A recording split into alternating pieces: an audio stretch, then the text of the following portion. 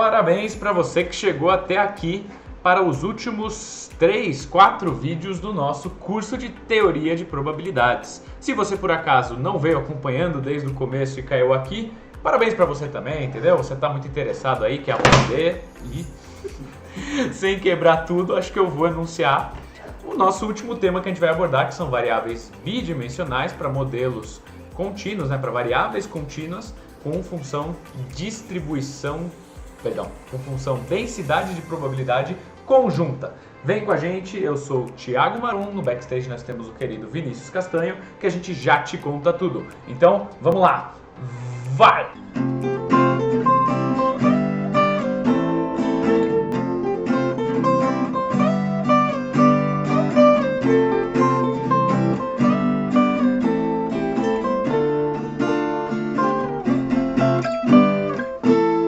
Primeiramente, sejam muito bem-vindos. Vocês estão no canal Educacional THM, direto do estúdio da banda.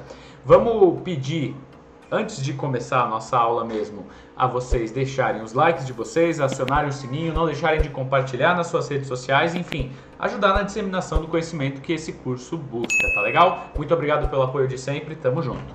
Então, falando agora das nossas últimas conversas, a gente passou por uma série de modelos contínuos e ficamos já craques em mexer com propriedades e variáveis contínuas, só que todas eram 1D. A gente chegou a ver até uma soma de várias variáveis com distribuições idênticas, teorema do limite central, coisas desse tipo no último vídeo.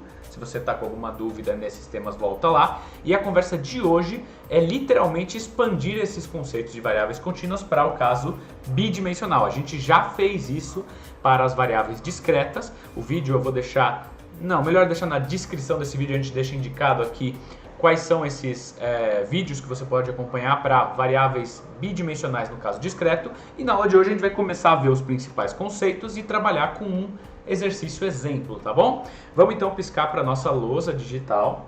É claro que eu já preparei a aula antes de gravar e já tinha até a caneta para a gente escrever aqui, não que eu tenha feito isso de última hora, mas vamos então dar uma olhada aqui no que a gente tinha lá no caso discreto. Só para relembrar um pouco, a gente tinha uma grande tabela que era a distribuição de probabilidade conjunta e que a gente tinha os valores de x e y e a gente ia então associando, para um valor de x e outro de y, eu tinha um determinado valor, e aí se a gente queria saber alguma acumulação, a gente pegava uma área, uma certa região da nossa tabela ali, das células. A gente chegou a fazer isso nos exercícios também algumas vezes. A gente falou daquilo de passar por todo o espaço amostral, que seria somar todas as células, isso tinha que ser 1. E agora a gente vai expandir isso para o contexto das contínuas. Nas contínuas a gente não vai ter uma tabela de distribuição de probabilidades, e sim a gente vai ter aquela função que, quando integrada num determinado intervalo,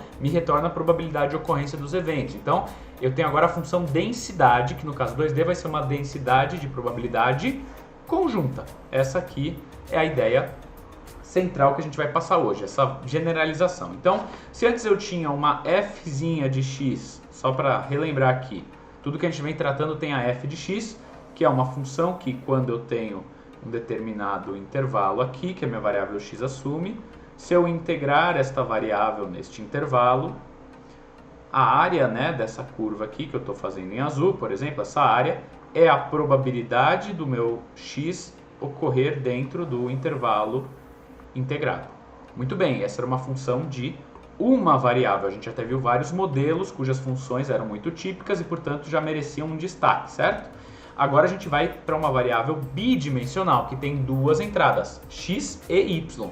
Perceba que eu coloquei o x e y com valores minúsculos pela nossa anotação adotada. X e y serão duas variáveis aleatórias, que a gente expressa por frases, e o x e o y vão ser os valores numéricos que podem ser associados a essas variáveis. Muito bem, a gente continua com a propriedade de que se eu varrer todo o espaço amostral, aquela coisa de ficar varrendo, vocês já devem estar cansados de varrer o espaço amostral, a gente vai ter uma probabilidade de 100%. Isso vai se traduzir nessa definição que eu pus aqui. Deixa eu até aumentar para você ficar mais por dentro aqui. Olha lá, a gente vai ter, não se assuste, vamos com calma. Você vai ter uma integral de menos infinito a mais infinito, isso é eu peguei o menor valor genérico possível e o maior valor genérico possível. Aí eu vou ter uma outra integral, então eu teria uma integral dupla nesse caso, que também vai de menos infinito a mais infinito. Dentro dessa integração, né, o integrando seria f de xy, nossa função, densidade e probabilidade conjunta, e eu teria que fazer isso para cada... como que era o nome desse Dzinho minúsculo?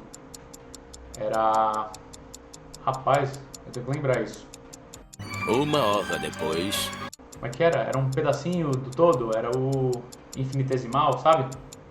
2 horas depois. É o nosso variação... 2000 anos depois. Bom, eu não lembro. A gente vai colocar depois, tá bom? Enfim, a gente vai ter o Dzinho x e o Dzinho y, que são ali vários pedacinhos. Então a integração é feita, nesse exemplo aqui genérico, primeiro em x, depois em y, tá? E isso tudo, né, essa integral no espaço todo vai ser igual a 1, que é a probabilidade de ocorrer o espaço amostral. A gente já falou bastante desse tipo de problemas e divisões, mas no nosso contexto aqui, até então a gente só tinha trabalhado isso com uma variável, portanto uma integral, ou no caso discreto com a soma dos valores das tabelas, né? Mas tudo bem, a princípio, ok. Quando você tiver uma função definida, você pode até alterar esses valores dos intervalos para caber, né, no seu problema. Se o seu valor no mínimo assume 0 para x, você não vai precisar colocar menos infinito, você coloca 0 e tudo mais. E aqui está uma definição um pouco mais ampla também sobre a probabilidade de um determinado evento xy, né, do meu evento xy pertencer a uma determinada área. Agora eu vou desenhar para vocês para ficar mais claro aqui, ó. A gente vai ter, deixa eu fazer em preto. A gente vai ter o xzinho e o yzinho. Diferencial. Diferencial era a palavra. Diferencial de x e diferencial de y. Muito bem. Eu estou lembrando de cálculo, tá bom. Mas ok, não precisa se ater aos detalhes de diferencial. Só saber a ordem da integração já é o suficiente aqui pra gente. Afinal, isso não é um curso de cálculo, e sim de probabilidade. Então, eu tenho uma funçãozinha fzinha de x, e agora o que acontece? A região, antes a gente integrava a função num intervalo. Agora, como a gente tem x e y, a gente vai integrar numa determinada região. Vamos supor que o meu x varie de azinho até bzinho, igual a gente estava acostumado, olha, a e b. Muito bem, isso é o x.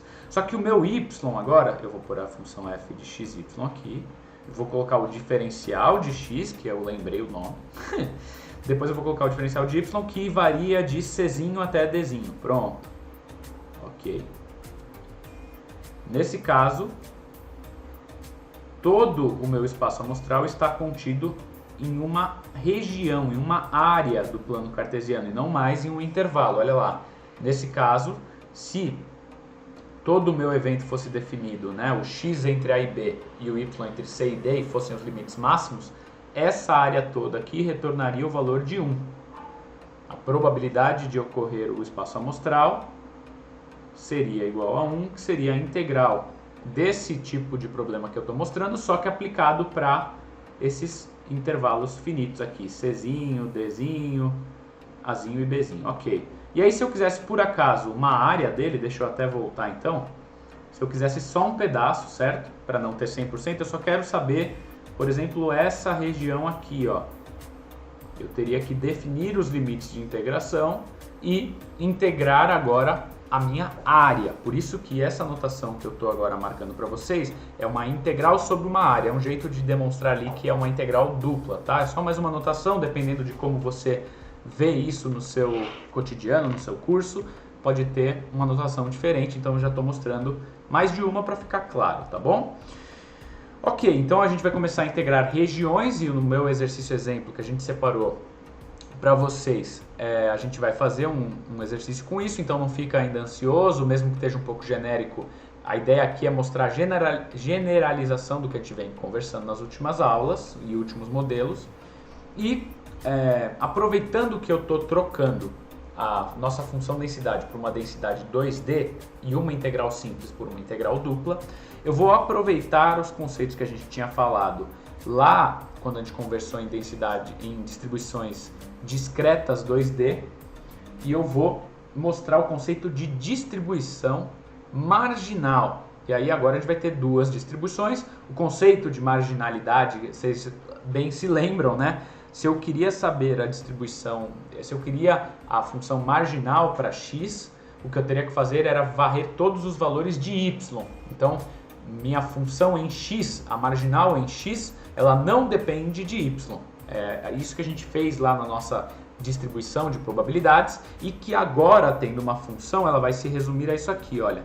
A função marginal em x, ela só vai ter uma entrada, e a gente vai denotar por fzinho de x, então marginal em x, que recebe, dentro do parênteses, xzinho. A nossa marginal em x, ela vai ser uma função, só que ela vai sair da conjunta. Então você vai ter que agora varrer todos os valores de y, que a gente usou lá no contexto de tabelas como somar algumas células, agora vai ser integrar, e aí da maneira mais genérica do menos infinito ao mais infinito, a nossa f de xy, que é a função densidade conjunta, no domínio, né, no diferencial, em y.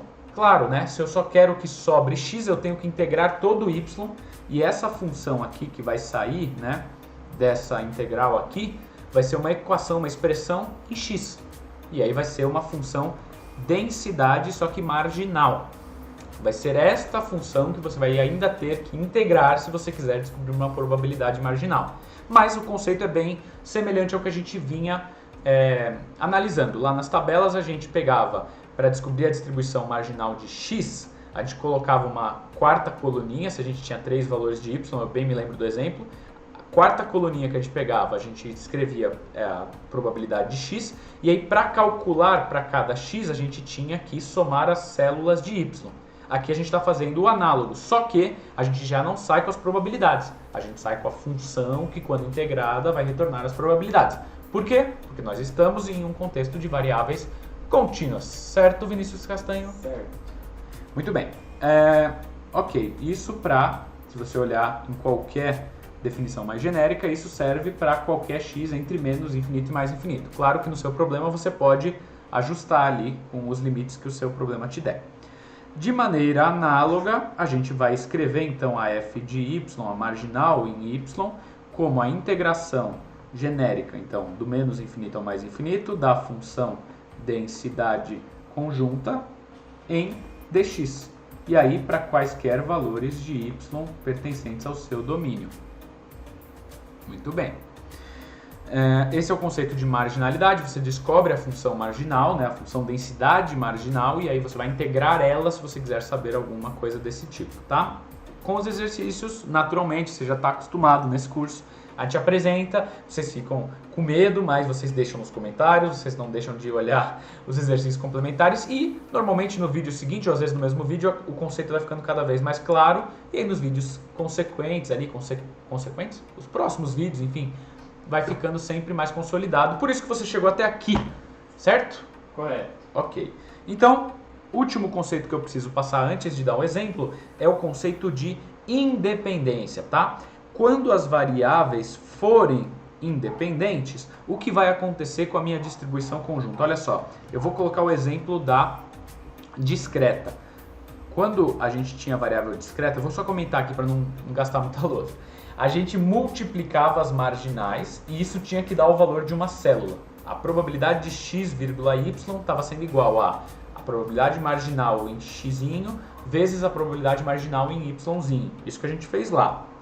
Agora aqui, no nosso caso, a função densidade de probabilidade conjunta, fxy, no caso em que as variáveis são independentes, ela pode ser expressa como a função marginal em x vezes, e aqui eu vou fazer com um asterisco só para não confundir com x, a função marginal, deixa eu voltar aqui, a função marginal em y. Então, se eu tenho duas variáveis independentes e quero construir a distribuição conjunta, se eu sei que elas são independentes, eu pego a função marginal x, a função marginal y, multiplico uma pela outra e eu tenho a conjunta. E aí eu posso usar esse problema como um problema 2D, dependendo do seu caso. Aí o inverso também é possível. Se você tem uma conjunta e sabe que as variáveis são independentes, você pode olhar a conjunta que você tem e dividi-la nesses dois termos, na multiplicação das marginais. Acho que essa é a ideia. Deixa eu só marcar aqui para não ficar genérico. No caso de variáveis independentes. Muito rápido a escrita, muito bem. E também muito bonita. Muito bem.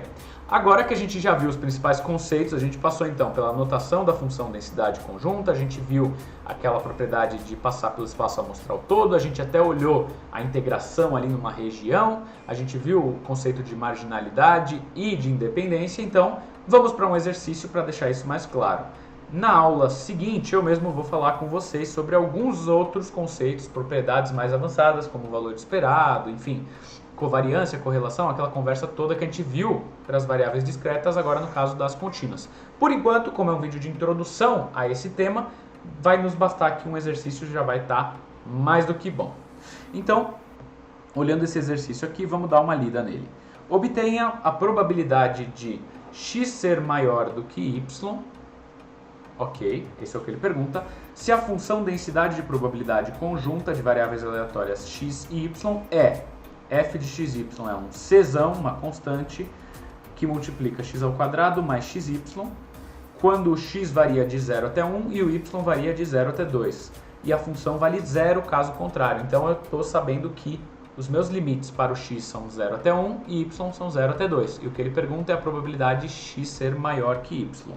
Então, vamos dar uma olhada nisso.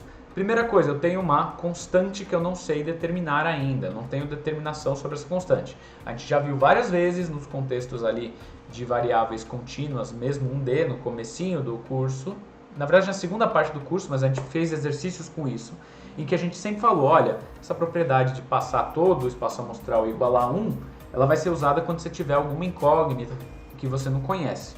Então, já vamos definir, então, quem seria essa variável czão. O que eu vou fazer? Eu vou integrar, vou colocar primeiro em y aqui de 0 até 2 lá fora, depois em x de 0 até 1, vou ter que colocar a função distribuição, função densidade de probabilidade conjunta aqui dentro, no integrando, x ao quadrado mais xy em dx e depois em dy, e eu sei que isto vai ser igual a 1. Muito bem, então se eu for avançando nisso daqui, a gente teria que fazer primeiro a integração em x, depois a integração em y. Eu vou poupar o nosso tempo aqui porque esse não é um curso de cálculo, é um curso de probabilidade. Se você tiver alguma dúvida, deixe nos comentários que a gente já faz, tá bom? E, resumindo a conversa aqui, a gente vai ter algo como c, que é constante, já teria saído da integração, que multiplicaria 5/3. Isso vai ser igual a 1 e, portanto, o nosso c seria 3/5. A gente já definiu, então, o nosso integrando, nossa função que a gente vai integrar. Nos resta agora descobrir qual é a região que eu tenho que integrar essa função, que agora está totalmente definida, porque eu tenho c e tenho o valor dela lá com x ao quadrado mais xy. Eu preciso descobrir essa região de integração e realmente fazer a integral. Vamos dar uma olhada juntos. A probabilidade de x ser maior do que y, e aí eu vou ter que colocar isso graficamente para ficar mais fácil. Eu sugiro que se você tem esse conhecimento, está sendo cobrado nesse nível de complexidade, que você sempre desenhe, ou pelo menos enxergue, né, intuitivamente onde estão os seus limites de integração e tudo mais. Deixa eu pegar aqui, ó, x e y, vocês estão enxergando muito bem. O x vai variar do 0 até o valor 1, o y varia do 0... não gostei dessa escala, vamos aumentar aqui o y então, para ficar pelo menos coerente aqui. Se isso aqui é 1, isso aqui mais ou menos, vamos por 2 aqui, tá bom? Pode ser. Então esse seria o domínio todo que a gente integrou para igualar a 1. Ok, isso é o total. Agora a gente quer a probabilidade que x seja maior que y. Para eu descobrir isso, o que eu preciso fazer? Eu preciso descobrir quando x é igual a y, né? Qual seria a região do espaço em que x é igual a y. Então eu vou colocar aqui uma reta, que é o lugar geométrico, y igual a x. Beleza, então esse y aqui, para esse caso, vale 1. Você vê que o meu minha proporção está muito boa. Vamos tentar pelo menos manter essa proporção razoável aqui, tá bom? Ótimo, esse 1 está no meio. Ok, espero que você esteja entendendo até aqui.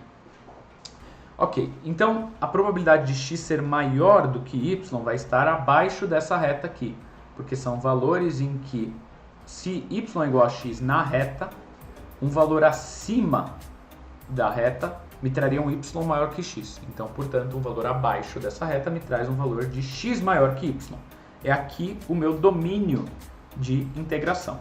Como vocês estão craques em integração dupla, eu vou demonstrar um tipo de fazer. Eu escolhi primeiro fazer a integração no y e depois no x, mas aí, dependendo de como você aprendeu, de qual foi o seu professor de cálculo e tudo mais, você pode trocar essa ordem dos diferenciais e escrever ela de uma outra forma, mas o resultado vai dar o mesmo, essencialmente não pode mudar. Então, integrando em y, eu integraria do zero, para cada faixazinha de y, eu pegaria o zero até o valor da reta. Vou pegar aqui uma faixinha qualquer. Então, essas faixinhas que eu estou mostrando, elas variam de 0 até y. E o y é igual a x nesse caso. Então, a minha integração de y tem os limites 0 até x. Aí eu vou colocar a minha função aqui, que é 3 quintos x ao quadrado mais xy, dy. Ok, eu teria integrado em y até agora. E para ter a probabilidade, eu teria que integrar em x. Acontece que o x é varrer do 0 até o 1, para pegar todas aquelas barrinhas, né? Então, essa integração aqui, que vai de 0 a 1 em x, em 0 a x em y, e tem o nosso integrando aqui definido pela função densidade e probabilidade conjunta, esse é o resultado que a gente precisa integrar para chegar na probabilidade pedida. Eu vou deixar para vocês aí os passos intermediários, em que você faz primeiro uma integração, depois a outra, e a gente vai chegar no incrível valor de 9 sobre 40, que é a alternativa D do nosso exercício, tá? Deixa eu voltar aqui para o nosso ambiente do estúdio da banda para falar o seguinte. Eu sei que a gente está passando pelo ferramental de cálculo com uma certa rapidez, porque o foco aqui é mostrar como isso se aplica em teoria de probabilidades. A ferramenta do cálculo, integração e tudo mais está sendo dada como pré-requisito, tá bom? Agora, se você tem dúvidas, se por acaso sua base não foi forte o suficiente, você está sendo cobrado isso, você pode sim deixar nos comentários, você pode chamar a gente no Instagram, você pode entrar no site e entrar no Fale Conosco e já digitar lá no chat e deixar sua dúvida. A gente eventualmente pode te atender da melhor forma, com alguma live, com algum vídeo complementar, só resolvendo essa parte do cálculo com mais destreza ali, com mais acurácia, tá bom? Mas o foco aqui é ter deixado tudo bem claro em termos de teoria de probabilidade. Então, para resumir, na aula de hoje a gente viu função densidade de probabilidade conjunta, viu as propriedades da marginal e independência, fez um primeiro exercício. Na próxima aula eu ainda venho e completo esse arcabouço teórico, você gosta dessa frase? Esse arcabouço teórico que envolve a parte conjunta de variáveis contínuas, e na penúltima aula do curso, né, o Vinícius Castanho vem aqui para resolver exercício, que segundo ele é a parte mais difícil. Tudo bem, eu vou deixar com ele então. Você tem alguma coisa a dizer? Acho que contra fatos não há argumentos. Contra fatos não há argumentos. Muito bem, eu vou lembrar disso. Então. Enfim, pessoal, eu vou lavar a roupa aqui, a gente se vê no próximo episódio. Valeu!